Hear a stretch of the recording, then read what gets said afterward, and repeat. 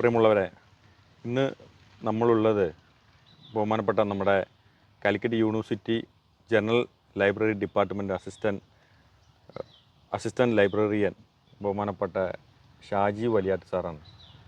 നമുക്കറിയാം, ഏത് കാലത്തും ഇനി സ്മരിക്കപ്പെടുന്നതും അതുപോലെ തന്നെ നമ്മളെ വല്ലാതെ ദുഃഖിപ്പിക്കുന്നതും നമ്മളെ വല്ലാതെ അനാഥമാക്കുന്നതുമായ നമ്മുടെ MT നമ്മളെ വിട്ടുപിരിഞ്ഞിട്ടുണ്ട്. MTയെ സ്മരിച്ചുകൊണ്ട് ബഹുമാനപ്പെട്ട ഷാജി വലിയാട്ട് സാറ് നമ്മളോട് അല്പനേരം സംസാരിക്കുകയാണ്. ഇതിൽ നമ്മളെ ചാനലിലേക്ക് സാറിനെ നമ്മൾ ക്ഷണിക്കുന്നത് പാലത്തിങ്ങൽ മീഡിയ ലൈബ്രറിയുടെ ഒരു പ്രഭാഷണം സാറിൻ്റെ കേൾക്കുകയും അത് ഞങ്ങൾ പാലത്തിങ്ങലുള്ള ആളുകളോ അല്ലെങ്കിൽ മീഡിയ ലൈബ്രറിൻ്റെ ആളുകളോ അത് കേട്ടാൽ പോരാ, നമ്മളെ പ്രേക്ഷകരും കൂടിയും അല്ലെങ്കിൽ നാടും ഒന്ന് കേൾക്കണം എന്നുള്ള ഉദ്ദേശത്തോടു കൂടിയാണ് സാറിനെ നമ്മൾ നമ്മുടെ ചാനലിലേക്ക് സ്വാഗതം ചെയ്യുന്നത്. സന്തോഷം. കാരണം പാലത്തിങ്ങൽ ലൈബ്രറിയിലേക്ക് MT അനുസ്മരണം എൻ്റെ സുഹൃത്ത് അബ്ദുള്ള മൊഴികൾ ക്ഷണിച്ചപ്പം വരികയാണ്.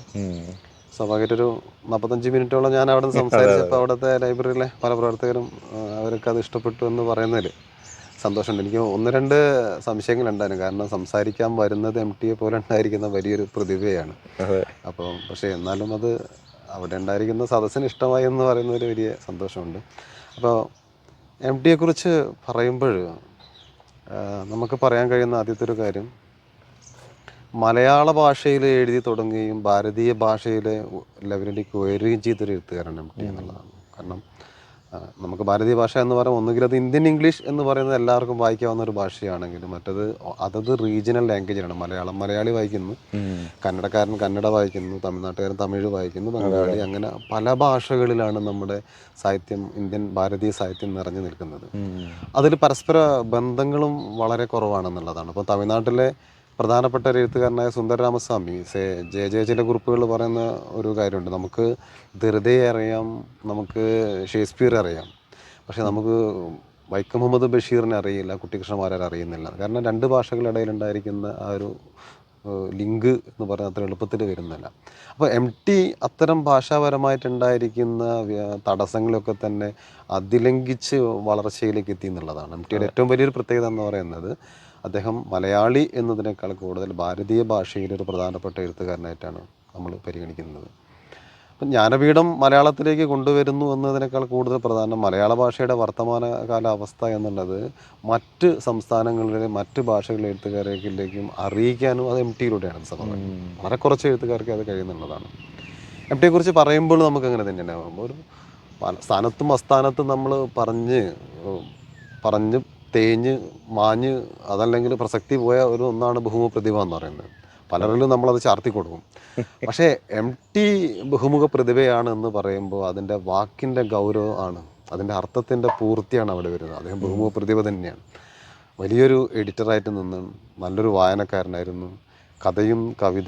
കവിത എഴുതിയിട്ടില്ല, കഥയും നോവലും ലേഖനങ്ങളും യാത്രാവിവരണങ്ങളും അങ്ങനെ ഭാഷ കൊണ്ട് സൃഷ്ടിക്കാവുന്ന എല്ലാ മേഖലകളിലും അദ്ദേഹം വിജയം കൈവരിച്ചിട്ടുണ്ട്. അത്ര തന്നെ പ്രധാനമാണ് ഭാഷയ്ക്കുള്ള സാങ്കേതിക വിദ്യയായ കലയുടെ ലെൻസിൻ്റെ കലയായ സിനിമയിൽ 56ഓളം സിനിമകൾക്ക് ചെയ്യുന്നുണ്ടെങ്കിൽ സ്ക്രിപ്റ്റ് ചെയ്യുന്നുണ്ട്, 10-12ഓളം സിനിമകൾ സംവിധാനം ചെയ്യുന്നുണ്ട്, 7 തവണയോളം പുരസ്കാരങ്ങൾ ലഭിക്കുന്നുണ്ട്. മലയാളത്തിലെ പ്രധാനപ്പെട്ട അഭിനേതാക്കളൊക്കെ തന്നെ ചെയ്യുന്നുണ്ട് കഴിഞ്ഞാൽ അവരുടെ കഴിവ് തെളിയിക്കാനുണ്ടാകുന്ന അവസരം എന്ന് പറയുന്നത് അവർക്ക് MTയിലൂടെയാണ് സാധ്യമാകുന്നത്. അപ്പോൾ അത് സിനിമയുടെ ലോകം.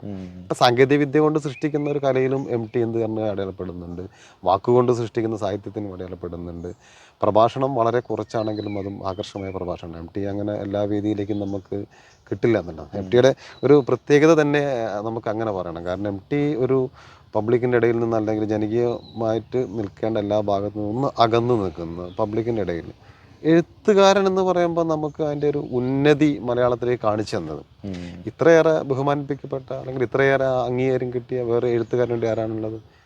ഏതെങ്കിലും ഒരു രാഷ്ട്രീയക്കാരന് വേണ്ടി സാധ്യതയ്ക്ക് വേണ്ടി MT പോവോ? അതല്ലെങ്കിൽ മറ്റേതെങ്കിലും സമിതികളിലേക്ക് ഒരു പോസ്റ്റിന് കിട്ടിക്കഴിഞ്ഞാൽ ഇന്ന പാർട്ടി അല്ലെങ്കിൽ ഇന്ന കക്ഷിയുടെ കൂടിയാൽ ലാഭമുണ്ട് എന്ന രീതിയിൽ അതിനു വേണ്ടി എന്തെങ്കിലും ഒരു സംസാരം MT ആയി നിൽക്കുന്നു. MTയെ ആവശ്യമുള്ളവർ അങ്ങോട്ട് കയറി ചെല്ലുന്നു എന്നല്ലാതെ ആ ഔന്നിത്യമാണ് ഏറ്റവും പ്രധാനപ്പെട്ട ഒരു കാര്യം. അതാണ് നമ്മുടെ മാതൃഭൂമി പിറ്റേന്ന് ഇറക്കിയ പത്രത്തിൻ്റെ അകത്തുണ്ടായിരിക്കുന്ന ഒരു ഒരു ചെറിയ കുറിപ്പിൽ മുകുന്ദൻ സൂചിപ്പിക്കുന്നത്, എം ടിയുടെ പ്രതിഭയേക്കാൾ കൂടുതൽ എനിക്ക് അസൂയ തോന്നിയത് എം ടി എത്തി നിൽക്കുന്ന ആ ആത്മബലം, ധൈര്യം, അതോടൊപ്പം തന്നെ ഒറ്റയ്ക്ക് നിൽക്കാനുണ്ടാവുന്ന കരുത്ത്, അതാണ് എം ടിയെ സംബന്ധിച്ചിടത്തോളം എനിക്ക് ഏറ്റവും കൂടുതൽ അസൂയപ്പെടുത്തുന്ന അദ്ദേഹത്തിൻ്റെ കൃതിയുടെ കളങ്ങൾ. അപ്പോൾ നമുക്ക് വിശദാംശങ്ങളിലേക്ക് പോവുകയാണെങ്കിൽ നമുക്ക് എം ടിൻ്റെ വായനയെ കുറിച്ചാണ് ആദ്യം പറയേണ്ടത്. എം ടി തീർത്തും ഒരു കാർഷിക ഗ്രാമമായ നാട്ടിലാണ് ജനിക്കുന്നത്. അവിടെ പുസ്തകങ്ങൾക്കോ അല്ലെങ്കിൽ വായനയ്ക്കോ വലിയ പ്രാധാന്യമില്ല.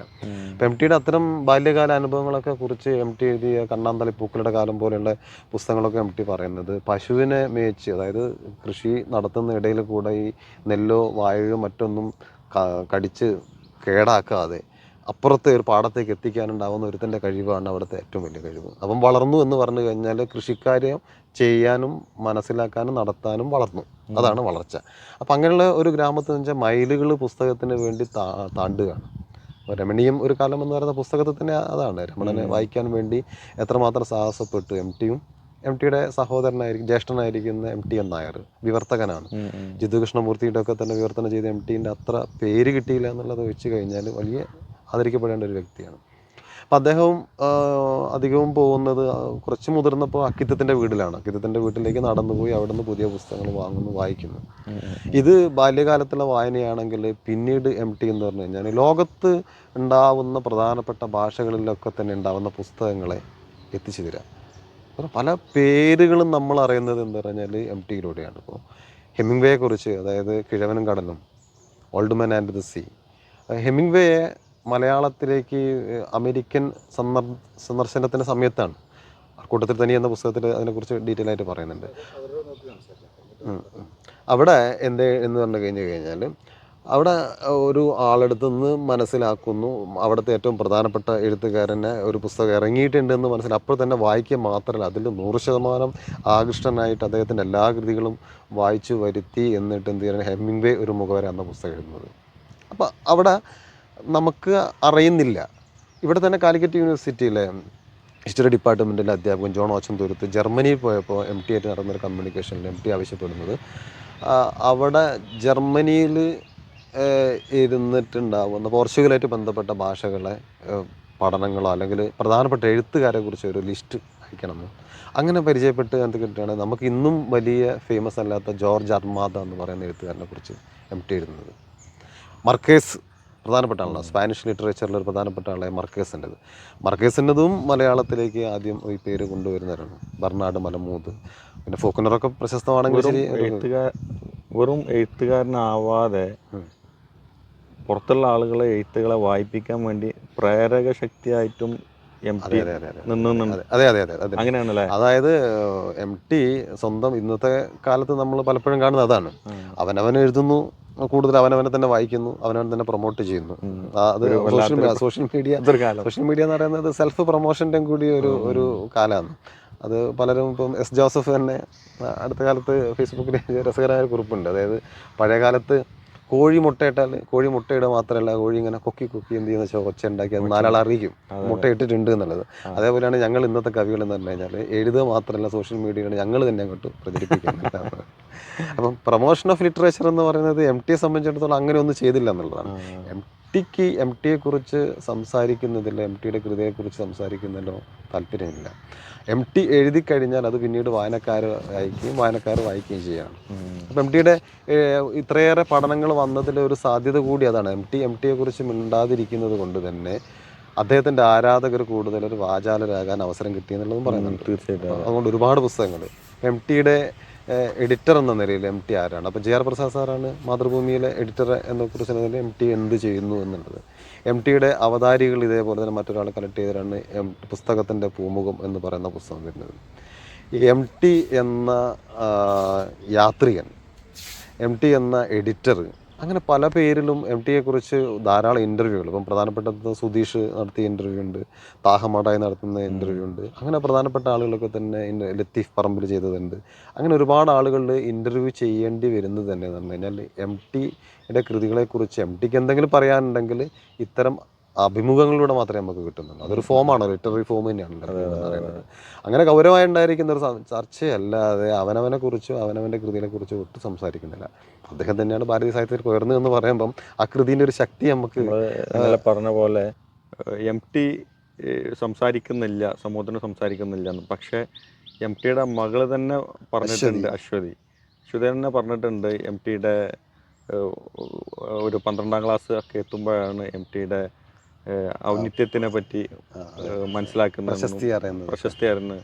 അച്ഛൻ തന്നെ എന്നോട് സംസാരിച്ച് തുടങ്ങിയത് ചില സംഗതികളൊക്കെ ചർച്ച ചെയ്യാൻ തുടങ്ങിയ ഡിഗ്രിക്ക് ശേഷം എന്നൊക്കെയുള്ള, അച്ഛൻ്റെ പുസ്തകങ്ങളെ പറ്റി സംസാരിക്കുക പോലും ഇല്ല എന്നുള്ളതാണ് അശ്വതിൻ്റെ ഒരു സംസാരത്തിൽ പറയുന്നുണ്ട്. അടുത്ത് വന്ന അനുസ്മരണത്തിൽ, അതായത് 12ാം ക്ലാസ് പഠിക്കുന്ന സമയത്താണ് അച്ഛനൊരു എഴുത്തുകാരനാണ്, അച്ഛനെ കുറിച്ച് ക്ലാസ് റൂമിലും ടീച്ചേഴ്സും ഒക്കെ തന്നെ പറയുമ്പോഴാണ് അച്ഛൻ എന്ന് പറയുന്ന ഒരാളുടെ ഔന്നിത്യം അല്ലേ, പ്രാധാന്യം വീട്ടിലിരിക്കുന്ന മകള് പോലും അറിയുന്നത്. അതുവരെ എന്ന് പറഞ്ഞു കഴിഞ്ഞാൽ അച്ഛൻ എന്തൊക്കെയോ എഴുതുന്നുണ്ട്, വായിക്കുന്നുണ്ട്, പഠിക്കുന്നുണ്ട്, അച്ഛൻ്റെതായ ഒരു ലോകത്ത് കഴിയുന്നുണ്ട് എന്നല്ലാതെ പുറം ലോകത്ത് എത്രമാത്രം അടയാളപ്പെട്ട വ്യക്തിയാണെന്ന് പറയുന്നത് ആ 12ാം ക്ലാസ്സിലെ അശ്വതി പറയുന്നുണ്ട്. അത് ശരിയാണ്, അത് മകളാണ് ആ കാര്യം പറയുന്നത്. അപ്പോൾ ആ രീതിയിലാണ് എം ടിയുടെ കാര്യത്തിൽ എം ടി ഒരിക്കലും പ്രൊമോട്ട് ചെയ്യുന്ന ഒരാളും അങ്ങനെയുള്ളതാണ്. പക്ഷെ എം ടി നമുക്ക് പറയേണ്ട ഒരു കാര്യം എന്ന് പറഞ്ഞു കഴിഞ്ഞാൽ ഈ വായന തന്നെയാണ് എം ടിയുടെ എന്ത് പറഞ്ഞാൽ എഡിറ്റർഷിപ്പിലേക്കും, ലിറ്റററി എഡിറ്റർ എന്ന് പറയുമ്പോൾ നമുക്ക് ആദ്യമായിട്ട് പറയേണ്ട വരുന്ന ഒരു വ്യക്തി എം ടി തന്നെയാണ്. ലിറ്റററി ജേർണലിസം മാതൃഭൂമിയിൽ ഇരുന്നു കൊണ്ട് എം ടി ചെയ്യുന്ന കാര്യം. രണ്ടാമതിപ്പം മെനഞ്ഞാന്ന് അന്തരിച്ച് എസ് ജയേന്ദ്രൻ സാറും ഇതേപോലെ തന്നെ നമുക്ക് സൂചിപ്പിക്കേണ്ട ഒരാളാണ്. ലിറ്റററി ജേർണലിസത്തിനും ലിറ്റററി എഡിറ്റർഷിപ്പിലും വലിയ കോൺട്രിബ്യൂഷൻ നൽകിയ മലയാളത്തിൻ്റെ 2 പ്രധാനപ്പെട്ട വ്യക്തികൾ.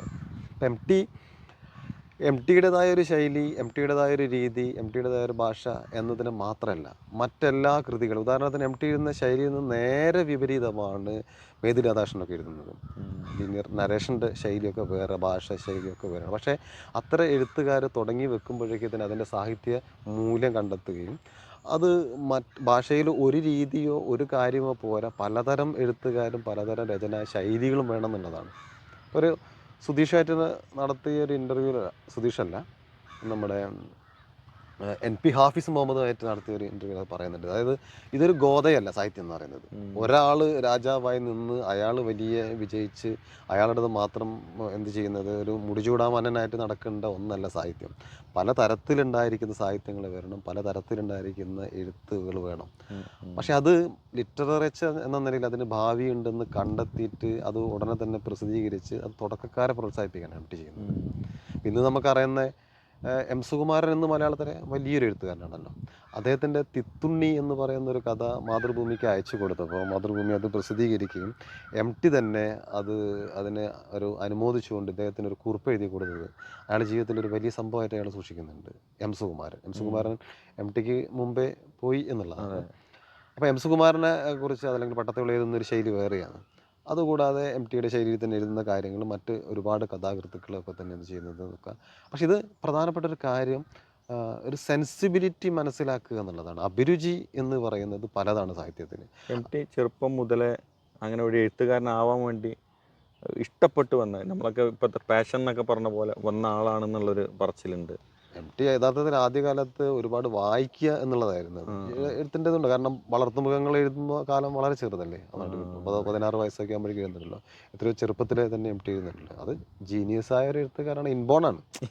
എം ടി എന്ന് പറയുന്ന എഴുത്തുകാരൻ ആരോ ഒരാൾ ഉണ്ടാക്കിയെടുത്തതല്ല, ഇൻബോൺ റൈറ്റർ എന്ന് തന്നെ നമുക്ക് പറയാം. അപ്പോൾ ഈ പറയുന്ന ആളുകളൊക്കെ തന്നെ അത് അവരുടെ ഒരു ചെറിയ ലോകത്തിരുന്നിട്ട് ആണ് ഈ പറയുന്നത് ഇതായിരുന്നു ആഗ്രഹം. അങ്ങനെയല്ല, ജന്മന എഴുത്തുമായിട്ട് ഭൂമിയിലേക്ക് വന്ന ഒരു എഴുത്തുകാരൻ. അദ്ദേഹത്തിൻ്റെ ജനനത്തെക്കുറിച്ച് തന്നെ പറയുമ്പോൾ പറയൂ, അമ്മ ഒഴിവാക്കാൻ നോക്കിയൊരു കുട്ടിയാണ് ഞാൻ, എന്നിട്ട് എൻ്റെ ഒരു ആയുസിൻ്റെ ബലം കൊണ്ടാണ് ഞാനിങ്ങ് വന്നത് എന്ന് പറയുന്നത്.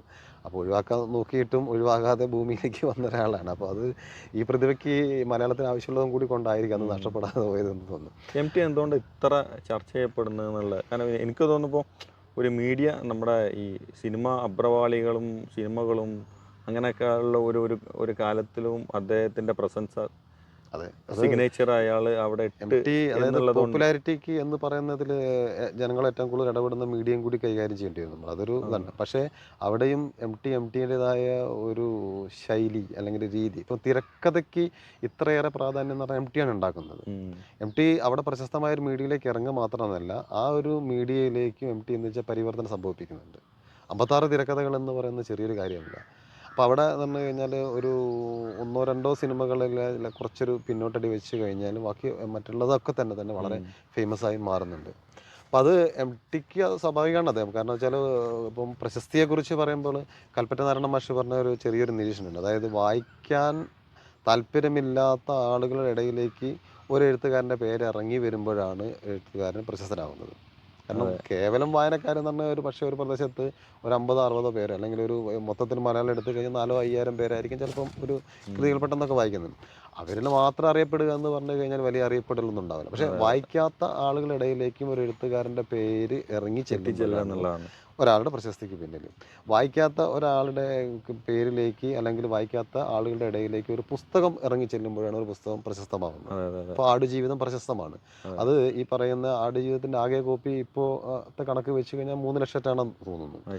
3 ലക്ഷം 3.5 കോടി ജനങ്ങളുടെ ഇടയിൽ 3 ലക്ഷം പേര് അറിയുന്നുണ്ട് എന്ന് പറഞ്ഞു കഴിഞ്ഞാൽ എന്താണ്? ഒന്നുമല്ല. അതല്ല കണക്കനുസരിച്ച് ഒന്നുമല്ല. അപ്പോൾ പക്ഷേ വായനയെ നമ്മൾ ഒരിക്കലും അങ്ങനെയല്ല കാണേണ്ടത്. കാരണം മൊത്തം ജനസംഖ്യയായിട്ട് അരിച്ച് ലഘൂകരിച്ചിട്ടില്ല. വായന എല്ലാ കാലത്തും ആകർഷിച്ചത് ഒരു ചെറുഭൂരിപക്ഷത്തിൻ്റെ പേര് തന്നെയാണ്. അപ്പോൾ ഏറ്റവും കൂടുതൽ നമ്മൾ പ്രശസ്തമായിരിക്കുന്ന ഒരു വായനാകൃതി എന്ന് പണ്ടത്തെ പറയുമ്പോൾ നമ്മൾ പറയുന്നത് ചങ്ങമ്പുഴയുടെ രമണനാണ്. അപ്പോൾ രമണൻ്റെ 50ാമത്തെ എഡിഷൻ തന്നെ 1.5 കോപ്പി പോയി എന്ന് പറയുമ്പോൾ നമ്മുടെ അക്കാലത്തെ ഏറ്റവും വലിയ നിരൂപനുള്ള ഒരാളായിരിക്കുന്ന ജോസഫ് മുണ്ടശ്ശേരി സാറാണ് അതിൻ്റെ 50ാമത്തെ എഡിഷന് പ്രത്യേക ഒരു അവതാരികരുന്നത്. അപ്പോൾ അവിടെ മുണ്ടശ്ശേരി സാറ് അത്ഭുതപ്പെടുക, എന്ത് മലയാളത്തിൽ ഇങ്ങനെയോ, ഇത് 1.5 ലക്ഷം പുസ്തകം.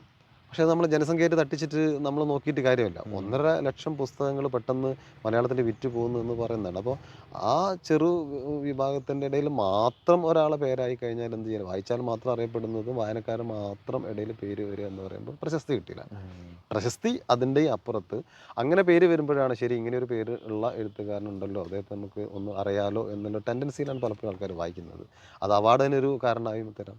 മറ്റ് തരത്തിലുണ്ടായിരിക്കുന്ന പ്രസൻസ്, ഉദാഹരണത്തിന് ഒരു സ്ഥലത്ത് ഉദ്ഘാടനം ചെയ്യാൻ പോകുമ്പോൾ അവിടെ നല്ലൊരു പ്രഭാഷണം നടത്തുന്നു, അതല്ലെങ്കിൽ വേറെ ഏതെങ്കിലും തരത്തിൽ ഇപ്പോൾ എങ്ങനെ പ്രചാരണത്തിന് പ്രൊമോഷൻ എന്ന് പറഞ്ഞാൽ പല വഴികളുണ്ട്. പക്ഷെ അതിനൊക്കെ തന്നെ പാത്രമാവാനൊരു എഴുത്തുകാരന് യോഗ്യതയുണ്ട് എന്നുള്ളതാണ്. വെറും പ്രശസ്തി കൊണ്ട് മാത്രമൊന്നും ഒരാൾക്ക് പിടിച്ചു നിൽക്കാൻ പറ്റില്ലല്ലോ. 1-2 കൃതികളൊക്കെ വേണമെങ്കിൽ നമുക്ക് അങ്ങനെയൊക്കെ എഴുതിയിട്ട് എന്ത് ചെയ്യാം, ആളുകൾ കാണിക്കാം. പക്ഷേ 91-ാം വയസ്സ് വരെ ജീവിച്ചിരിക്കുന്നതിന് തൊട്ട് മുമ്പ് ഒരു നടത്തിയ പ്രഭാഷണം ഏറ്റവും പ്രശസ്തമാണ്. അത് KLF ഉദ്ഘാടനം ചെയ്യുമ്പോൾ നടത്തുന്നത് 5-6 മാസത്തിന് മുമ്പ് നടത്തുന്ന പ്രസംഗം പോലും എന്ന് പറഞ്ഞു കഴിഞ്ഞാൽ മീഡിയയിൽ ചലനം ഉണ്ടാക്കാൻ കഴിയുന്ന കുറഞ്ഞ വാക്കുകളാണ് ഒരുപാട് സംസാരിച്ചിട്ടുള്ളത്. അപ്പോൾ എം ടിയെ കുറിച്ച് നമുക്ക് പറയുമ്പോൾ എം ടിയുടെ സാഹിത്യം എന്താണ് ചെയ്തതെന്ന് നോക്കുമ്പോൾ നമ്മൾ മലയാളത്തിലെ പ്രമുഖനായിരിക്കുന്ന ഈ നിരൂപനായിരിക്കുന്ന PK രാജശേഖരനൊക്കെ പറയുന്നത് ഭാവുകത്വത്തിൻ്റെ പരിണാമമാണ്. അതാണ് ഭാവുകത്വത്തിൻ്റെ പരിണാമം വരുത്തുക, സെൻസിബിലിറ്റിയിൽ മാറ്റം വരുത്താൻ കഴിഞ്ഞൊരു എഴുത്തുകാരനാണ്. ഇത് പലപ്പോഴും നമുക്ക് കഴിഞ്ഞെന്ന് വരില്ല പലർക്കും. കാരണം എന്ന് പറഞ്ഞു കഴിഞ്ഞാൽ ഒരാൾ എഴുതി തുടങ്ങുന്ന കാലത്ത് തന്നെ എന്ന് പറഞ്ഞാൽ പ്രശസ്തിയുടെ ഉന്നതി നിൽക്കുന്ന ഒരുപാട് എഴുത്തുകാരുണ്ടാവും. ഇപ്പം എം ടി എഴുതി തുടങ്ങുന്ന കാലത്ത് കാരൂര്, അതല്ല നമ്മുടെ ഈ തകഴി, അതേപോലെ കേശവദേവ്, SK പൊറ്റക്കാട്, അങ്ങനെ ഉണ്ടായിരിക്കുന്ന ആളുകൾ അന്നത്തെ വായനക്കാരെ മുന്നിൽ എഴുത്തുകാരെന്ന് പറഞ്ഞാൽ ഇവരൊക്കെയാണ്. അപ്പം അവരുടെ ആ ശൈലിയും ഇപ്പോൾ അവർ സാഹിത്യത്തെ കൈകാര്യം ചെയ്യുന്ന രീതിയും ഭാഷയും എല്ലാം മാറ്റി മറ്റൊരു രീതിയിലേക്ക് കൊണ്ടുപോകുക എന്ന് പറയുന്നത്, അതായത് ഒരു ചാലിലൂടെ പോയിക്കൊണ്ടിരിക്കുന്ന ഒരു പുഴയെ മറ്റൊരു രീതിയിലേക്ക് നമ്മൾ ഡൈവേർട്ട് ചെയ്യുന്നതിനുണ്ടാകുന്ന ഡീവിയേഷൻ തന്നെ ഉണ്ടാകുന്നതിൻ്റെ പ്രശ്നം. ബഷീറിന്റെ സമയമൊക്കെ തന്നെ. യെസ്, അതെ. ബഷീർ മറ്റൊരു രീതിയിൽ, മറ്റൊരു കോലത്തിൽ എന്നൊക്കെ പറയാം ബഷീറിനെ പറയുമ്പോൾ, ഭാഷാ രീതി. അതുപോലെ ഈ കാലത്ത് തന്നെ ആ സമയത്തൊക്കെ തന്നെ വരുന്ന ഏതിൽ നമ്മൾ നോക്കിക്കഴിഞ്ഞാൽ തട്ടൊക്കെ എഴുതുന്ന കോവിലൻ മറ്റൊരു ശൈലിയും ഭാഷയാണ്. അപ്പം പ്രഗത്ഭരായ എഴുത്തുകാരെന്ന് പറഞ്ഞു കഴിഞ്ഞാൽ ഉണ്ടാകുന്ന പ്രാഗൽഭ്യം, സ്വന്തമായ ഒരു ഭാഷാശൈലി, സ്വന്തമായൊരു ആവിഷ്കാര ശൈലി, സ്വന്തമായ പ്രതിപാദനം, കാഴ്ചപ്പാടുകൾ, ഇതൊക്കെ തന്നെയാണ് ഒരു എഴുത്തുകാരൻ. കോഴിക്കോട്ടേക്ക് വരുന്ന യഥാർത്ഥത്തിൽ എം ടിന്റെ വരവ് എങ്ങനെ സാറ് കാണുന്നത്? കോഴിക്കോടെത്തുന്നു എം ടിയുടെ ഒരുപാട് അഭിമുഖങ്ങളിൽ എം ടി പറഞ്ഞ കോഴിക്കോടാണ് അദ്ദേഹത്തിൻ്റെ ഏറ്റവും പ്രിയപ്പെട്ട നഗരം. ഇവിടെ ജനിച്ചു, നമ്മൾ വള്ളുവനാടിൽ ജനിക്കും, അവിടെ നിന്ന് കണ്ട അനുഭവങ്ങളാണെങ്കിലും അവിടെ NP മുഹമ്മദ്, വൈക്കം മുഹമ്മദ് ബഷീറായിരുന്നു ഏറ്റവും അടുപ്പമുണ്ടായിരിക്കുന്ന ഒരു മറ്റൊരാൾ. വൈക്കം മുഹമ്മദ് ബഷീർ, തിക്കോടിയൻ, അപ്പോൾ ഉണ്ടാവുന്ന ഒരു സൗഹൃദത്തിൻ്റെ ഒരു കൂട്ടായ്മ. പിന്നെ അവരെല്ലാം ഒരു കൂടിച്ചേരലുകളും എല്ലാം ഉണ്ടായിരുന്നു. മാനാഞ്ചിറ കൂട്ടായ്മ എന്ന് പറയുന്നതാണല്ലോ. അപ്പോൾ മാനാഞ്ചിറ കൂട്ടായ്മ എന്ന് പറയുന്നത് പക്കാരിയാണെങ്കിൽ ഇപ്പോൾ നമുക്ക് പ്രത്യേകം പറയണ്ട്. കാരണം കോഴിക്കോട് ഇപ്പോൾ സാഹിത്യ നഗരമായിട്ട് മാറിയൊരു നഗരമാണ്. അതെ അതെ. ഇന്ത്യയിലെ ആദ്യത്തെ സാഹിത്യ നഗരത്തിൻ്റെ ഒരു പ്രത്യേകത എന്ന് പറഞ്ഞാൽ അവിടെ ഉണ്ടായിരിക്കുന്ന സാഹിത്യ പരിപാടികളുടെ ആളുകളുടെ പ്രസൻസ്, അതിൻ്റെ ഒരു വിജയം, പിന്നെ എല്ലാ തരത്തിലുണ്ടായിരിക്കുന്ന ആളുകൾ, ഇൻക്ലൂസീവ്നെസ് എന്നൊക്കെ പറയുന്ന കാര്യങ്ങൾ, എല്ലാ ആളുകളും എത്തിപ്പെടുന്നത്, പിന്നെ എപ്പോൾ പരിപാടി ഇട്ട് കഴിഞ്ഞാൽ കോഴിക്കോട് എന്താ വെച്ചാൽ മുഴുവൻ ജനങ്ങൾ ഒരു വലിയൊരു ശതമാനം ആൾക്കാർ അതിൻ്റെ കേൾവിക്കാരായിട്ട് അവിടെ ഉണ്ടാവും. പല സ്ഥലങ്ങളിലും പല പരിപാടികൾ, പല ഓഡിറ്റോറിയങ്ങൾ, പല രീതിയിൽ പല സമയത്ത് ഡാൻസ് ഉണ്ട്, നാടകം ഒരു സൈഡ് കളിക്കുന്നു, സാഹിത്യ പരിപാടി മറ്റൊരു സ്ഥലത്ത് നടക്കുന്നുണ്ട്, രുചികരമായ ഭക്ഷണങ്ങൾ മറ്റൊരു സ്ഥലത്ത് നടക്കുന്നു. ഇതൊക്കെയാണ് കോഴിക്കോടിൻ്റെ മുഹമ്മദ് റാഫി, അതുകൂടാതെ ബാബുരാജ്, ഖാദർ, അങ്ങനെ ഉണ്ടാകുന്ന പാട്ടുകാരുടെ വലിയൊരു നിര.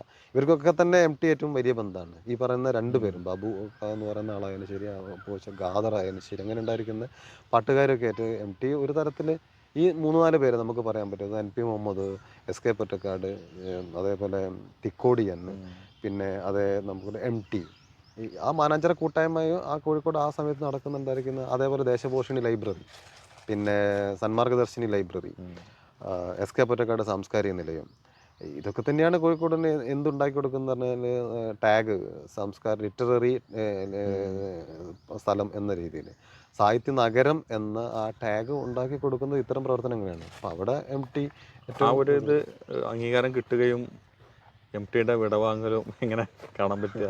പക്ഷെ MT അവിടെ അവരുടെ പരിഗണനയിൽ ഉണ്ടാകുന്ന ഒരു പ്രധാനപ്പെട്ട വിഷയമാണ് ഏതേത് സാഹിത്യകാരന്മാർ, പ്രമുഖരായിരിക്കുന്ന ഏതേത് സാഹിത്യകാരന്മാർ ആ നഗരത്തിലുണ്ട് എന്നുള്ളത്. ഫ്രാൻസിലൊക്കെ അങ്ങനെയൊക്കെയാണല്ലോ. ഫ്രാൻസിലൊക്കെ ഒരുപാട് പലതരത്തിലുള്ള കലാകാരന്മാർ വരികയും അവിടെ നിൽക്കുകയും അവരെ കലാപ്രവർത്തനങ്ങൾക്ക് ആ നഗരം ഒരു പ്രധാന കേന്ദ്രമായി തീരുകയും ചെയ്യുന്നത് കൂടിയാണ് ലിറ്ററേച്ചർ ടാഗ് കൊടുക്കുന്നത്.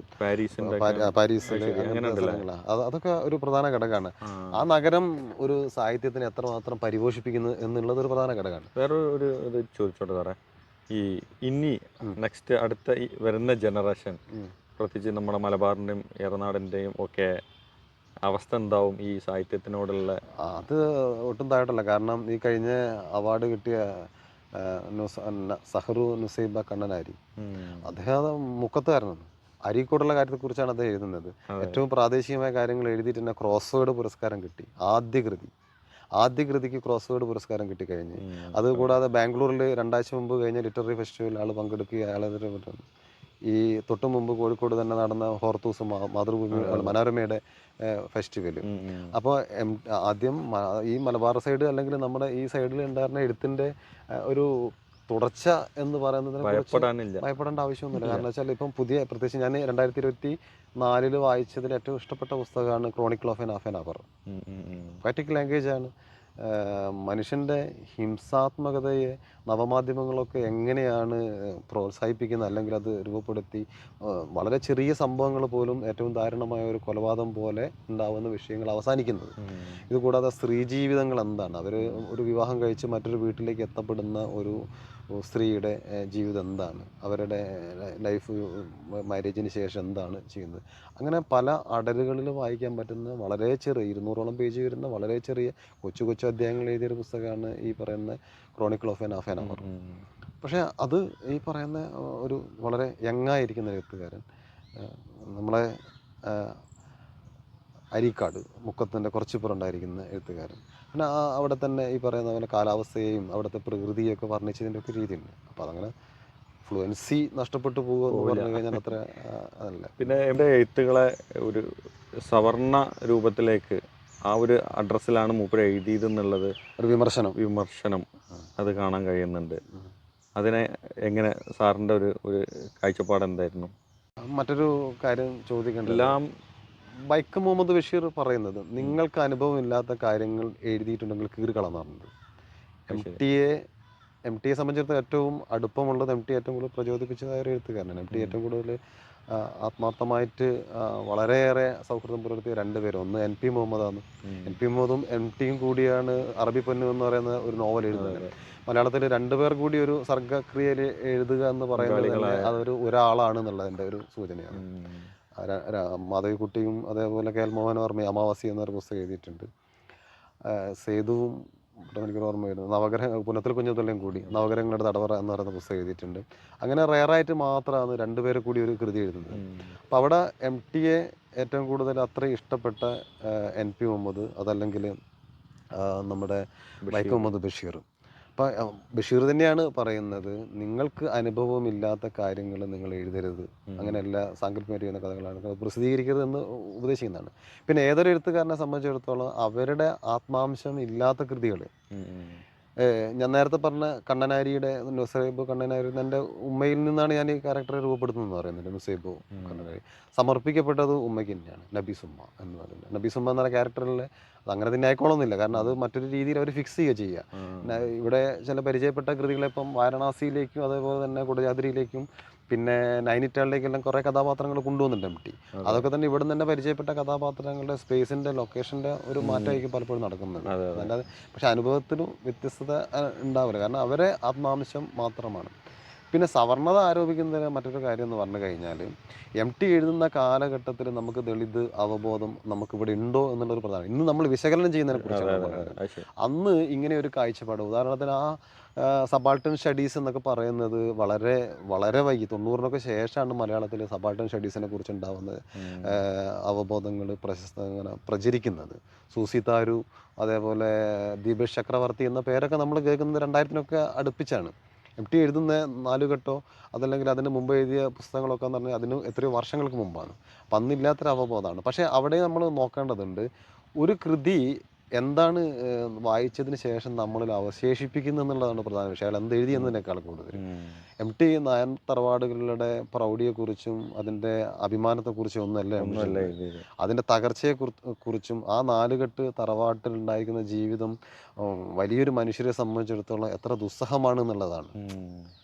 അതെ, MTയുടെ ഏറ്റവും അടുത്ത നാട്ടും MT ഗുരുതുര്യനെ കാണുന്ന ഇടശ്ശേരി ഈ തറവാടിത്ത ഘോഷണത്തെ പോലെ വൃത്തി കെട്ടിട്ടില്ല മറ്റൊന്ന് മൂടിയിൽ എഴുതിയതാണ്.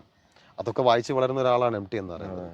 അപ്പോൾ MT എഴുതിയത് ഇതിൻ്റെ പ്രോത്സാഹനമല്ല, നമ്മളീ പറയുന്ന സവർണ്ണ മേധാവിത്വത്തെയോ അതല്ലെങ്കിൽ ആ ജാതീയതയെയോ ഒക്കെ തന്നെ പ്രൊമോഷനാണ് MT ലിറ്ററേച്ചർ എന്ന് പറഞ്ഞാൽ എക്കാലത്തായാലും അന്നായാലും ഇന്നായാലും MT എതിർക്കപ്പെടുന്നുണ്ട്. അല്ലെങ്കിൽ MT അങ്ങനെ പോരായ്മ ഉണ്ടെങ്കിലും ശരി, പുതിയ അവബോധം വെച്ച് നോക്കുമ്പോൾ തള്ളിക്കളയേണ്ട എഴുത്തുകാരൻ തന്നെയാണ്. പക്ഷെ അങ്ങനെയല്ല, MTയുടെ കൃതികളിൽ അതിൻ്റെ പോരായ്മകളിൽ ഉണ്ടായിരുന്ന വശങ്ങളെക്കുറിച്ചാണ് പറയുന്നത്. തകർന്നു പോകുന്ന നാലുകെട്ടുകൾ എന്താണ് വലിയൊരു വിഭാഗം മനുഷ്യർക്ക് ജീവിതത്തിൽ നൽകിയത് എന്നുള്ളതാണ് നമ്മൾ ആ കൃതികൾ വായിക്കുന്നത്. നാലുകെട്ട് വായിക്കുമ്പോൾ നമുക്ക് ഇനി ഒരു നാലുകെട്ടുള്ള ജീവിതം വേണമെന്നല്ല തോന്നുന്നത്, ഇതൊക്കെ പൊളിക്കേണ്ടതാണ് എന്നുള്ള ആ ക്യാരക്ടറിൻ്റെ കൂടെ തന്നെ നമ്മൾ എന്ത് ചെയ്യുന്നുണ്ട് കഴിഞ്ഞാൽ പോവുകയാണ് ചെയ്യുന്നത്. ഇതൊക്കെ തകരേണ്ടത് തന്നെയാണ്, നശിപ്പിക്കേണ്ടത് തന്നെയാണ് എന്നുള്ള ഒരു കാഴ്ചപ്പാടിലേക്കാണ് പോകുന്നത്. നിർമ്മാല്യം എന്ന് പറയുന്ന ഒരു സിനിമ ഇന്നത്തെ ഏതെങ്കിലും ആൾക്കാർക്ക് എടുക്കാൻ കഴിയും? ആർക്ക് നിന്ന് ധൈര്യമുണ്ട്? രാഷ്ട്രീയമായിട്ട് അതിനെ നേരിടാനുണ്ടാവുന്ന ചങ്കുറപ്പ് എത്ര പേർക്ക് ഇന്നുണ്ടെന്ന് പറയണം. അങ്ങനെ കേരളം കത്തും. മീശ എന്ന് പറയുന്ന ഒരു നോവൽ പ്രസിദ്ധീകരിക്കുമ്പോൾ എന്താ സംഭവിച്ചെന്നുള്ള നമ്മൾ കാണുന്നത് അത് പുതിയ കാലത്താണ്. അപ്പം അന്ന് നിർമ്മാല്യം പറഞ്ഞാലേ സാറ് പറഞ്ഞപ്പോൾ കേരളത്തെ ഇപ്പോൾ ഒരു പാകിസ്ഥാനാക്കി ചിത്രീകരിക്കുന്ന കേരളം ഒരു പാകിസ്ഥാനാണ്. അതുകൊണ്ടാണ്. അപ്പോൾ അത് മാത്രമല്ല, MTയെ തള്ളിപ്പറയുന്നതിൻ്റെ ആളുകൾ MTയെ ഇപ്പം മോശക്കാരനായ ചിത്രീകരൻ MT മരിച്ച സമയത്ത് ഒരുപാട് മോശക്കാരനാണെന്ന രീതിയിലുണ്ടാകുന്ന വ്യക്തി ജീവിതത്തിലെ, അതായത് ആദ്യ ഭാര്യയെ ഒഴിവാക്കി എന്ന് പറയുന്ന കാര്യങ്ങളൊക്കെ പറഞ്ഞിട്ട് വലിയ ചർച്ച നടന്നുണ്ട്. പക്ഷേ ഇതും ഒരു യാദൃച്ഛിക ചർച്ചയല്ല, ഇതിലൊക്കെ പിന്നിൽ കൃത്യമായൊരു കളിയുണ്ട്. അതായത് വൈക്കം മുഹമ്മദ് ബഷീറിനെ ഒരിക്കൽ തമാശ പറഞ്ഞ പോലെ പുനലൂർ രാജൻ്റെ രൂപത്തിലും നൂലുവാസുവിൻ്റെ രൂപത്തിൽ ഇബിലീസ് വരുമെന്ന് പറഞ്ഞിട്ടുണ്ട്. അപ്പം നമ്മളീ പറയുന്ന സംഘപരിവാര അജണ്ട എന്ന് പറയുന്നതും ഈ പറയുന്ന പ്രത്യക്ഷത്തിൽ കാണുന്ന ഷാജൻ സ്കറിയൻ്റെ അതല്ലെങ്കിൽ മറുനാടൻ്റെ രൂപത്തിലായിരിക്കും വരിക. അതിൻ്റെ ഉള്ളിൽ അജണ്ട വേറെ ആയിരിക്കും. അത് നമ്മളത് അങ്ങനെ പ്രത്യക്ഷത്തിൽ നമ്മൾ അങ്ങനെ കാണേണ്ട ആവശ്യമില്ല. അവർക്കാണ് ഇതിൻ്റെ ഒരു പൊളിറ്റിക്സ് ശരിക്കും ആവശ്യമുള്ളത്. അത് അവർ പറയുന്നത് അവരല്ലെങ്കിൽ ശരി, പറയുന്ന ആൾക്കാർ അതിൻ്റെ കക്ഷി അല്ലെങ്കിൽ ശരി, ഇതിൻ്റെ നൂലുവാസുവിൻ്റെ രൂപത്തിൽ ഇബിലീസ് വരുമെന്ന് പറയുന്ന പോലെ അതാണ് വരുന്നത് എന്നുള്ളത് വായനക്കാർ മനസ്സിലാക്കിയ വായനക്കാർക്ക് നന്ന്, കേരളത്തിന് നന്ന്, നമ്മുടെ ഒരു സമാധാനമുള്ളൊരു ജീവിത വ്യവസ്ഥയ്ക്ക് നന്ന് എന്നുള്ളതാണ് നമുക്കതിൽ പറയുക. അപ്പം MT ഒരിക്കലും അങ്ങനെയുള്ളതിനെ പ്രോത്സാഹിപ്പിക്കുകയല്ലല്ലോ ചെയ്യുന്നത്. അത് MTയുടെ അനുഭവത്തിൽ നിന്നാണ് MT എഴുതുന്നത്. എനിക്ക് വേറൊരു സംഗതി മനസ്സിലായി, ഒരു താരതമ്യമോ, ഈ മലയാള സിനിമയിലെ വല്ലാത്തൊരു മുഖമാണ് മമ്മൂട്ടി. പറയുമ്പോൾ തന്നെ MTയെ പറയുമ്പോൾ തന്നെ പറയുന്നതാണ്, സംസാരിക്കില്ല, മിണ്ടില്ല. അത് ആ ആളും MTയും തമ്മിലുള്ള ഒരു ആത്മബന്ധം വല്ലാത്ത ഒരു ആത്മബന്ധമാണ്. MT ഒരു എന്താണ് പിതൃതുല്യനായിട്ട് പിതൃതുല്യ ഇപ്പൊ അടുത്ത് തന്നെ കെട്ടിപ്പിടിക്കുന്ന കെട്ടിപ്പിടിക്കുന്ന വല്ലാതെ ഹൃദ്യമായ ഭയങ്കര ഫീൽ ഉണ്ടാക്കിയ ഒരു ഫോട്ടോസും ചിത്രങ്ങളൊക്കെ. അത് MT സിനിമകളൊക്കെ എഴുതി തുടങ്ങുന്ന കാലത്ത് പ്രേം നസീർ ഇതേപോലെ എന്ന് മാത്രമല്ല തമിഴ്നാട്ടിലെ കമലഹാസൻ വന്നിട്ട് ഇവിടെ നിന്ന് ഈ മരിച്ച സമയത്ത് കമലഹാസൻ വന്ന് പറയുന്നത് കണ്ടല്ലോ, മരിക്കുന്നില്ല MT എനിക്ക് മരിക്കുന്നില്ല എന്നുള്ളത് പറയുന്നത്. അങ്ങനെ ഉന്നതരായിരിക്കുന്ന കലാകാരന്മാരായിരിക്കുന്ന സിനിമാ മേഖലയിൽ ഏറ്റവും കൂടുതൽ എന്ത് ചെയ്യുക ലൈം ലൈറ്റിൽ നിൽക്കുന്ന ആളുകൾക്ക് പോലും MT എന്ന് പറഞ്ഞു കഴിഞ്ഞാൽ അവർ ആരാധനാമൂർത്തികളാണ്. ഒരു കഥ പറയുന്നുണ്ട് MTയുടെ ഒരു ഔന്നിത്യത്തെക്കുറിച്ച് പറയുമ്പം, MT ഇന്ന ലോഡ്ജിലുണ്ട് എന്ന് അറിഞ്ഞിട്ട് സിനിമാ നിർമ്മാണത്തിന് വേണ്ടിയിട്ട് വന്നപ്പോൾ അവിടുത്തെ റൂമിലേക്ക് പ്രേം നസീർ അങ്ങോട്ട് കടന്നു വരികയാണ് ചെയ്യുന്നത്. നമുക്കിന്ന് പ്രതീക്ഷിക്കാൻ പറ്റുമോ ഒരു എഴുത്തുകാരന്? യഥാർത്ഥത്തിൽ MT ആണ് ഒരു എഴുത്തുകാരൻ്റെ ഔന്നിത്യം എന്താണെന്നുള്ളത് പലർക്കും ബോധ്യമായി കൊടുക്കുന്നത്. MT ഒരു എഴുത്തുകാരനായി നിന്നാൽ, നിങ്ങൾ ഇന്ന സ്ഥലത്ത് ഇങ്ങനെ രീതിയിൽ നിന്നാൽ അവിടേക്ക് ആരെല്ലാം കയറി വരുമെന്നുള്ളത് കാണിച്ചു കൊടുത്തത് MT ആണ്. ചൊല്ലുപോലെ മറ്റേ പത്തായത്തിൽ വയനാട്ടിൽ നിന്ന് വരുന്ന കഴിവുണ്ട്. അതെല്ലാം അങ്ങനെയൊക്കെ സൃഷ്ടിക്കാൻ MTക്ക് മാത്രമേ കഴിഞ്ഞിട്ടുണ്ടെന്നുള്ളൂ. ഈ വായിക്കാത്ത സമൂഹത്തിനോട് MTയെ വെച്ചിട്ട് ഉദാഹരിച്ചിട്ട് എന്തെങ്കിലും സാറിന് പറയാനുണ്ടോ? വായിക്കാത്ത ആളുകളെ അതല്ലെങ്കിൽ അങ്ങനെ ആകർഷിപ്പിച്ച് വായിച്ചിട്ടുണ്ട് രണ്ടാം മൂഴമൊക്കെ. അപ്പം നമുക്ക് രണ്ടാം മൂഴം തന്നെ എടുത്തു നോക്കാം. MT തന്നെ പറഞ്ഞത്, MTയുടെ കൃതികളിൽ MTക്ക് തന്നെ ഏറ്റവും കൂടുതൽ ഇഷ്ടപ്പെട്ട 2 നോവൽ പറയുമ്പോൾ ഒന്ന് അത് നാലുകെട്ടാണ്, മറ്റൊന്ന് മഞ്ഞാണ് പറയുന്നത്. മഞ്ഞ് എടുത്ത് പറയുകയാണെങ്കിൽ നമ്മൾ മഞ്ഞ് മലയാള ഭാഷയിലെ പോയറ്റിക് ലാംഗ്വേജ് ഉപയോഗിച്ച ഏറ്റവും മാതൃക എടുത്ത് കാണിച്ചു കൊടുക്കാൻ പറ്റുന്നു. അതിലെ ഭാഷ എന്ന് പറയുന്നത് അതാണ് അതിൻ്റെ ഏറ്റവും വലിയ. അപ്പോൾ അതിൻ്റെ അക്കാലത്ത് ഏറ്റവും പ്രധാനപ്പെട്ട നിരൂപകരാണ് KP ശങ്കരൻ മാഷ്. KP ശങ്കരൻ അതിൽ പറയുന്നത് വെച്ച് കഴിഞ്ഞാൽ ഇത് നോവലിലെ സംഗീതമാണ്. ആ ഭാഷേൻ്റെ അതാണ് ആ പ്രദേശം അതിൻ്റെ. പിന്നെ MTയെക്കുറിച്ച് എല്ലാവരും നിരൂപകർ പറയുമ്പോൾ കാരണം വിവരണത്തിലെ സൂക്ഷ്മാംശം കൊണ്ട് പൂർണ്ണതയുള്ള ക്രാഫ്റ്റാണ് MTയുടേത്. അതാണ് ആ സർഗാത്മകതയുടെ ഒരു പ്രത്യേകത എന്ന് പറഞ്ഞു കഴിഞ്ഞാൽ വിവരണത്തിലെ പൂർണ്ണതയാണ്. അത് MTയുടെ ഒരു പ്രത്യേകതയായിട്ട് എല്ലാവരും നിരീക്ഷിച്ചൊരു കാര്യമാണ്. മഞ്ഞിലൊക്കെ തന്നെ ഓരോരോ സ്ഥലങ്ങളെക്കുറിച്ചും അവിടെ നടക്കുന്ന ബോട്ട് യാത്ര, ബുദ്ധു എന്ന് പറയുന്ന കഥാപാത്രമൊക്കെ വിമലയെ പോലെ തന്നെ കാത്തിരിപ്പാണ്. അത് ബുദ്ധുവിൻ്റെ അച്ഛനാണ്, അത് സായിപ്പാണ്. സായിപ്പ് ഇവിടെ ഉണ്ടാവുമോ എന്നുള്ള രീതിയിലൊക്കെ ചോദിക്കുന്നത്. ബുദ്ധുവും വിമലയും ഒരേപോലെ കാത്തിരിപ്പാണ്. വിമല സുധീർ മിശ്രയെ കാത്തിരിക്കുന്നു, ബുദ്ധുവിൻ്റെ അച്ഛനെ കാത്തിരിക്കുന്നു. വളരെ ചെറിയ ഒരു തോണി തുഴയുന്ന ഒരു പയ്യനെ പോലും എന്ത് പറഞ്ഞു കഴിഞ്ഞാൽ MT ആ ക്യാരക്ടറിനെ എത്ര മനസ്സിൽ നമ്മുടെ ഉള്ളിലേക്ക് കയറി ചേരുന്ന രീതിയിൽ ചിത്രീകരിച്ച് നോക്കുക. വളരെ സിമ്പിളാണ്. ഒരു ദിവസം ഒരു സായാഹ്നം MT മരിച്ച സമയത്ത് ഏറ്റവും കൂടുതലാണ് ഒരു സായാഹ്നം കടം ചോദിക്കുന്നു എന്ന് പറയുന്നത്. അത് ഒരു വളരെ കുറഞ്ഞ മാത്രം നേരം നോവലിൽ വരുന്നൊരു കഥാപാത്രം, അവസാന ഘട്ടത്തിൽ മാത്രം വരുന്നൊരു കഥാപാത്രമാണത്, സർദാർജി. പക്ഷെ സർദാർജി നമ്മളെ മനസ്സിൽ നിൽക്കുന്നില്ലേ? അതൊക്കെയാണ് ഒരു വളരെ ചെറിയ സന്ദർഭത്തിൽ വരുന്ന കഥാപാത്രങ്ങൾക്ക് മിഴിവായിട്ട് അവതരിപ്പിക്കാണ്ടാവുന്ന കഴിവൊക്കെ തന്നെ. ഇനി ഭീമനെ തന്നെ എടുത്ത് നോക്കാം. നമ്മളെ സംബന്ധിച്ചിടത്തോളം ഭീമൻ്റെ മനസ്സ് എവിടെയും കണ്ടിട്ടില്ല എന്നുള്ളതാണ്. ഭീമൻ വളരെ ശക്തനായ പോരാളിയാണ് എന്നുള്ളത് മഹാഭാരതത്തിൽ അത് എല്ലാവർക്കും അറിയണം. പിന്നെ MTയുടെ മറ്റൊരു പ്രത്യേകത കൂടി, MTക്ക് നമ്മുടെ ഹെമിംഗ്വേ ഇഷ്ടമാവുന്ന ഹെമിംഗ്വേക്ക് ചൂതാട്ടം പോലെ മാത്രമല്ല നമ്മുടെ ഈ കളപ്പൂരൊക്കെ വലിയ ഇഷ്ടമാണ്. അവിടെ വലിയ ഇഷ്ടമാണ് ഈ ഹെമിംഗ്വേക്ക്. ഗുസ്തി പിടിക്കുന്നതും വലിയ ഇഷ്ടമാണ്. അപ്പോൾ അതൊക്കെ ഈ MTക്ക് ഈ ഹെമിംഗ്വേനെ ഇത്ര ആരാധനിക്കുന്നതിൽ ഒരു ഘടകം കൂടിയാണെന്ന് പറയുന്നത്. ചൂണ്ടലിടാൻ പോവുക, മീൻ പിടിക്കാൻ പോവുക എന്ന് പറയുന്നത് അതൊക്കെ വലിയ പ്രിയമാണ് ഹെമിംഗ്വേക്കൊക്കെ. മുഖവുര ഹെമിംഗ്വേ ഒരു മുഖവുര എന്ന് പറയുന്ന കൃതിയിൽ അതൊക്കെ ധാരാളം പറയുന്നുണ്ട്. MT പല സന്ദർഭം പറയുന്നുണ്ട്. അതേപോലെ ആ ഒരു MTക്ക് ഇതിനോടൊക്കെ ഉണ്ടാകുന്ന പോരാട്ട വീര്യത്തിനോടുണ്ടാകുന്ന ആ കാര്യത്തിനെ കണ്ടെത്തുന്നതിനും ഭീമനൊരു കാരണമായിട്ടുണ്ടാകും. അപ്പം ഭഗവത്ഗീതയിൽ തന്നെ ദുര്യോധനനും സംഘവും ഈ യുദ്ധം തുടങ്ങുന്നതിന് മുമ്പ് വിളിച്ച് പറയുന്നത്, ആ കാണുന്നത് ഭീമനാൽ സംരക്ഷിക്കുന്ന സേന, ഈ കാണുന്നത് ഭീഷ്മരാൽ സംരക്ഷിക്കുന്ന നമ്മുടെ സേന, അത് പര്യാപ്തവും ഇത് അപര്യാപ്തവും എന്ന് പറയുന്ന ഒരു ശ്ലോകം എൻ്റെ അകത്തുണ്ട്. അപ്പം അതൊരു പലതരത്തിലുണ്ടാകുന്ന വ്യാഖ്യാനങ്ങളുണ്ട്. അപര്യാപ്തം എന്ന് പറഞ്ഞാൽ സ്വന്തം സേനയെ കുറിച്ച് ദുര്യോധനന് ആത്മവിശ്വാസം ഇല്ല എന്നുള്ള ഒരു വാദം എൻ്റെ അകത്ത് പറയുന്നത്. ഭീമൻ നയിക്കുന്ന ഈ സേന പര്യാപ്തം തദസ്മാകം പറഞ്ഞ് തുടങ്ങുന്ന ഒരു ശ്ലോകമാണ്. എനിക്ക് കൃത്യമായിട്ട് സംസ്കൃതം ഓർമ്മ വരുന്നില്ല. അപ്പം ഭീമൻ നയിക്കുന്ന ഈ സേന പര്യാപ്തമാണ് നമ്മുടെ അപര്യാപ്തം. അതുകൊണ്ട് എന്തെന്ന് വെച്ചാൽ നമ്മൾ ഭീഷ്മരെ സംരക്ഷിക്കാൻ നിങ്ങളെല്ലാവരും വേണം. ഭീഷ്മർ നിലനിൽക്കുന്ന കാലത്തോളം യുദ്ധം എന്ത് ചെയ്യും നിലനിൽക്കും. അങ്ങനെ തന്നെയാണ്. 10 ദിവസം ഭീഷ്മർ ഒറ്റയ്ക്ക് നയിക്കുന്നു, പിന്നീട് അങ്ങോട്ട് 8 ദിവസം യുദ്ധമുള്ളൂ. അപ്പോൾ ആ ഒരു ഭീമൻ്റെ ആ ഒരു കരുത്ത് എന്ന് പറയുന്നത് ദുര്യോധനന് എക്കാലത്തും പേടിയായിരുന്നു. ചെറുപ്പത്തിൽ മാത്രം എല്ലാ കാലത്തും പേടിയായിരുന്നു. കൊല്ലുന്നതും ഭീമൻ തന്നെയാണ്. അപ്പോൾ ആ ഒരു ശക്തനായ കഥാപാത്രത്തിന് വലിയൊരു മനസ്സുണ്ട് എന്നുള്ളതാണ് ഈ MT കൊണ്ടുവരുന്നത്. ദ്രൗപദിയോടുള്ള ഇഷ്ടം വൺ വേ ആണ്. കാരണം അർജുനനോടാണ് ദ്രൗപദിക്ക് കൂടുതൽ താല്പര്യം തോന്നുന്നത്. എല്ലാ ആൾക്കാരും 5 ഭർത്താക്കന്മാരുണ്ടെങ്കിലും അർജുനനോടാണ് കൂടുതൽ താല്പര്യം വരുന്നത്. അപ്പോൾ അവിടെ തന്നെ MT പ്രയോഗിച്ചൊരു വാക്കുണ്ട്, മനസ്സുകൾ വിദൂരമായ മേഖലയിൽ അലയാൻ വിട്ടു എന്നുള്ളത്. ഈ ഭീമൻ്റെ അടുത്ത് ഇരുന്ന് സംസാരിക്കുമ്പോഴും മനസ്സ് മറ്റെവിടെയാണ്, കണ്ണിൽ നോക്കുന്നുണ്ടാവും, പക്ഷേ മനസ്സുകൾ വിദൂരമായ മേഖലയിൽ അലയാൻ വിട്ട് ദ്രൗപദി നോക്കുന്നു എന്ന് പറയുന്നത്. യഥാർത്ഥത്തിൽ പ്രണയം മനസ്സുകൾ തമ്മിലാവുന്നുണ്ട്, അതല്ലാതെ കണ്ണും മുക്കും ഒന്നും അല്ലല്ലോ, ഒന്നത്രല്ല. പക്ഷേ അത് ദൂരേക്ക് അലയാൻ വിട്ടിട്ടാണ് അടുത്തിരിക്കുമ്പോൾ പറയേണ്ട അവിടെ MT അനുഭവിക്കുന്ന മറ്റൊരു കാര്യം. പിന്നെ അക്കാലത്ത് ഞാൻ പറഞ്ഞല്ലോ, നമുക്ക് ഒരിക്കലും ദളിതാവബോധങ്ങൾ അക്കാലത്ത് ഇല്ല എന്ന് പറയുമ്പോൾ ഘടോത്കചൻ്റെ മരണത്തെക്കുറിച്ച് പറയുന്നത് അത് MT അല്ലേ എഴുതിയത്. ഈ സവർണ്ണവിരുദ്ധത സവർണ്ണതയെക്കുറിച്ചാണ് പറയുന്ന ആളുകൾ രണ്ടാം മൂഴത്തിൽ ഈ ഭാഗങ്ങളൊക്കെ വായിച്ചിട്ടാണ് പറയുന്നത്, നമ്മൾ നോക്കേണ്ടതുണ്ട്. കാരണം ഘടോത്കചൻ എന്ന് പറയുന്ന സ്വന്തം പുത്രൻ മരിച്ചപ്പം അവിടെ ശ്രീകൃഷ്ണൻ ചിരിക്കുന്നു. അർജുനൻ്റെ മകൻ മരിക്കുമ്പോൾ എല്ലാവരും സങ്കടത്തോടെ കരയുന്നു. ഒന്ന് രാക്ഷസ കുലത്തിൽപ്പെട്ടതാണ്, നമ്മൾ കൊല്ലേണ്ട ഒരാൾക്കാരാണ്, മറ്റൊരു നമ്മുടെ ഗുണത്തിലുള്ളതാണ്.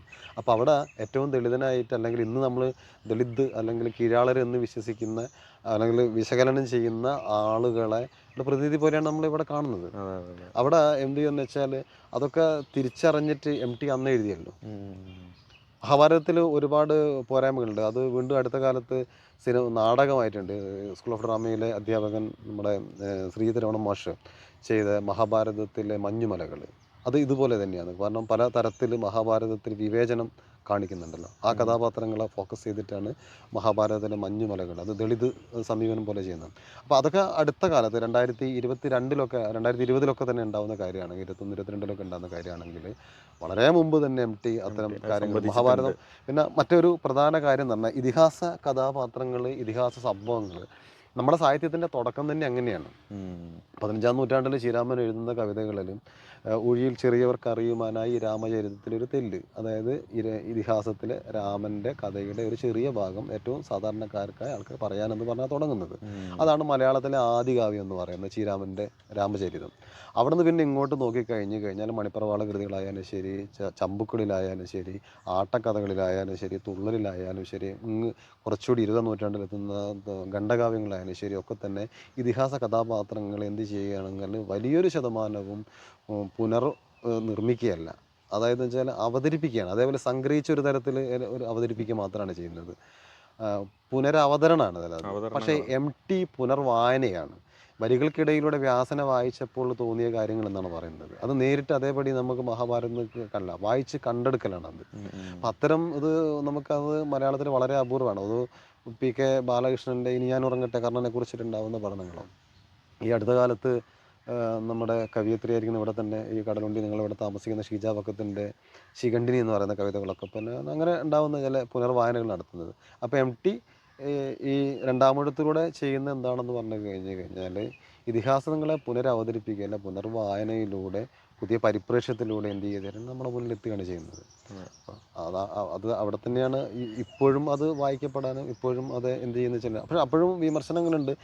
MTയുടെ ആത്മാംശം അവിടെ കാണുന്നുണ്ട് എന്നുള്ളതൊക്കെ തന്നെ ഈ SK നായർ പോരേണ്ടായിരിക്കുന്ന പഴയകാല നിരൂപകർ അന്നും തന്നെ പറയുന്നുണ്ട്. പക്ഷെ അത് കുറേയൊക്കെ MT അതിനോട് തന്നെ ചെയ്യാൻ ആ ഭാഗങ്ങൾ. അപ്പോൾ ചന്തു വരുമ്പോഴും അത് പൂർണ്ണമായിട്ട് ആ മിത്തിനെയും എന്ത് ചെയ്യുന്ന വെച്ചാൽ അത് ഒന്ന് മാറ്റിയിട്ടാണ്, ചതിക്കാത്ത അല്ലാതെ ചതിയല്ല എന്നുള്ളത് മറ്റൊരു രീതിയിലേക്ക് കാര്യങ്ങളാണ് MT അവിടെയും ചെയ്യുന്നത്.